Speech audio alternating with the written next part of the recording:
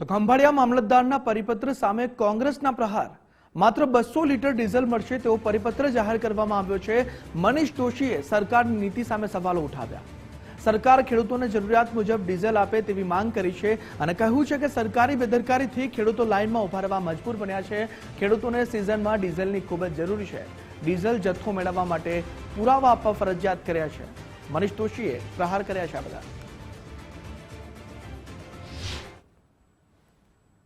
ગુજરાતના ખેડૂતોને સિઝનના સમય પહેલા એટલે કે અત્યારે સૌથી વધુ ડીઝલની જરૂર હોય એવા સમયે ખેડૂતોએ ડીઝલ લેવું હોય તો એને પોતાના ઓળખના પુરાવા લાવવાના, આધાર કાર્ડ લાવવાનું, 7/12 ઉતારો કે ખેતી કરે છે લાવવાનું।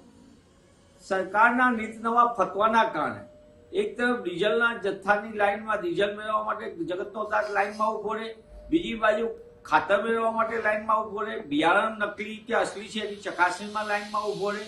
એટલે જગતના તાતને વારંવારની પરેશાની ભોગવવી પડે।